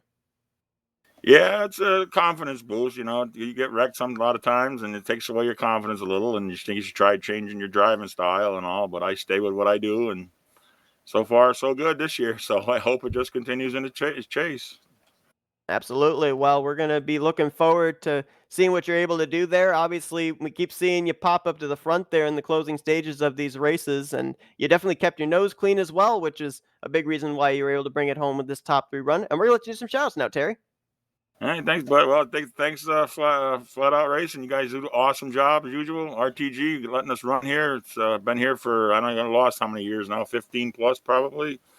Give a shout out to my kid, Mitch Bombard. Great paint jobs he does for me. I tell him what I want, and he does it up. And if you ever need a paint job, he's the guy to go to me in my book. So thanks a lot, guys. Good job. That's Terry Bombard brings it home P2 here tonight at Talladega, heading into the playoffs next week. And now we're going to get a word down in victory lane. They think the team had to push that number 88 to victory lane as he blew the engine, spinning it through the grass for his burnout. But it's his third time down there in victory lane. Grant Wesley, kind of a bookend season here. We talked about you winning the season opener. You finish off the regular season with a trip to victory lane. And you also take now 15 bonus points going into the playoffs, putting you in the number 1 seed. I mean, that's got to be a huge confident booster for you. Oh man, it's so great. It's great. I'm very humbled to have gotten 3 wins. We've had 35 to 40 plus cars every week, and this is such a hard series to win in. And I'm definitely pumped to have that momentum running in or rolling into the chase. Before we had that second to last caution, we saw you and Seminara and just about everybody up there in the top 7 or 8 all just running single file. Kind of looked like you guys were riding. Were you pretty much trying to just run it out until you got to that point of that drivers say everything starts to kick up where a caution might end the race around lap 62, 63, and that's then when you guys were going to start making moves? Yeah, that's exactly what I had in mind. The middle line here, it seems to be a little bit better. So I was pretty much just running it and I wasn't trying to make any moves on anybody necessarily. And I was trying to get to that last pit stop. I was hoping we get at least one green flag pit stop there. I feel like I do pretty good on my pit entries, and I was just wanting to keep it basically in the top 10, top 5, and be able to make that pit stop and hopefully come out with a lead. And but yeah, that was pretty much my goal. For these first 10 races, everybody's goal is to go out there and try and win their way into the playoffs. But now for you and the other 9 that are going to be moving on here into the chase, you now have to also think big picture racing in terms of trying to get to that final 4 in the season finale. How difficult is it to do it at a track like Talladega, where a lot of times we see playoff contenders get involved in wrecks that really aren't of their making? How do you strategize to avoid that stuff? Oh, it's really difficult. I mean, it's so hard to predict what could happen. Um, I know generally, my strategy, I'm probably going to run the bottom a little bit more than I would the middle. It seems like if you're running that bottom lane, if you're, 5 or 6 cars back in a row, if there is an incident, it tends to kind of wash up the track. So if you're in that bottom lane, you have room to kind of check up and get down on the apron sometimes. Well, obviously, Grant, 3 wins are here on the season. A lot of drivers say it's very difficult to win here at Talladega even once. You've done it 3 in 10 races, so you definitely have momentum on your side heading into the playoffs. You sit in the number 1 seed, so it's going to be a lot of fun to watch what you do, especially here in this first round, the next 2 races 11 and 12. Seeing if you're able to keep that momentum up heading into what would be the round of 8. But for now, we're going to do some shout-outs. Yeah, I'd like to thank all the owners for giving us such a great place to race. You guys, I'd like to give you guys a shout out. You guys do an awesome job with the broadcast. I know there at the end of the race, Bumby, man, he kind of stuck with me there. He could have really made it a headache and put on the race there, and he kind of stuck with me, so that helped a lot. And I know Demar was behind him, so he kind of helped with that win. So I'd like to thank Demar and everybody that shows up on a weekly basis to put these on. Yep. That's Grant Wesley. He is going to be the number 1 seed heading into the playoffs next week with his 3rd win of the season here tonight, capping off an exciting regular season. Congrats on the victory. Go enjoy it, and we look forward to talking to you later on here during the playoffs. Thanks, guys. And so that is going to conclude the coverage here tonight from Talladega Superspeedway. The 10 drivers are locked in. The playoff field is set. Wesley, Despirito, Bombard, Garrett, Metallic, Seminara, Martin, Nofsker, Mobbs, and Paglia are going to be your 10 to battle for the championship, but only 8 will be moving on after 2 races into the round of 8. The final 4 will be determined in the following 2 races, races 13 and 14. And Flatout Racing Network is going to bring you coverage of all 5 playoff races, so be sure to tune in on the next 5 Thursday nights to find out who ends up taking that championship. But it's Grant Wesley who's your winner here tonight to cap off the regular season and begin the playoffs. Thanks everyone that tuned in this evening. Hope you guys enjoyed tonight's broadcast. I'm Ben Seth Cole, and you've been watching another broadcast here courtesy of the Flatout Racing Network. We'll see you guys next Thursday night as the playoffs begin here in the RTG Talladega Challenge.